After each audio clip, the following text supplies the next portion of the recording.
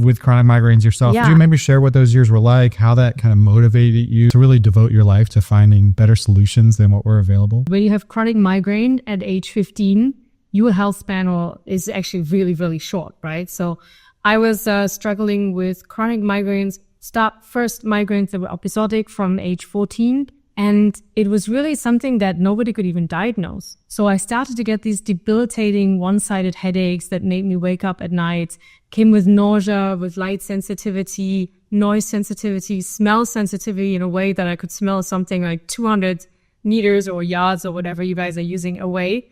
And it was really so bad that my parents thought maybe she has a tumor or something, right? So we went from one doctor to the next. And depending on where I was, they were doing brain scans, and I didn't have a tumor, luckily, and doing EEGs. And I ended up with a psychologist who had high stressed at school, or, and eventually my mom remembered that her mom also had these very bad headaches.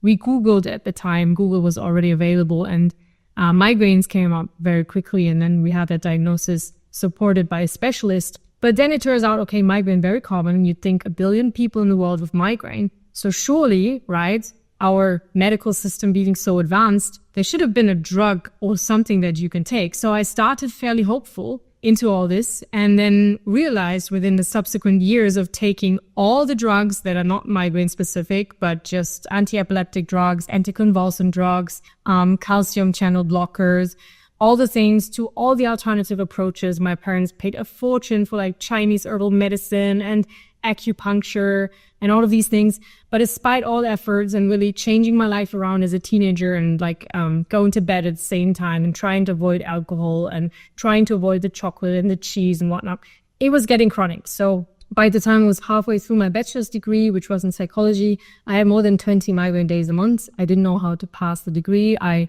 was missing out on life. It really wasn't a life worth living, because at some point you don't know where to go with that pain.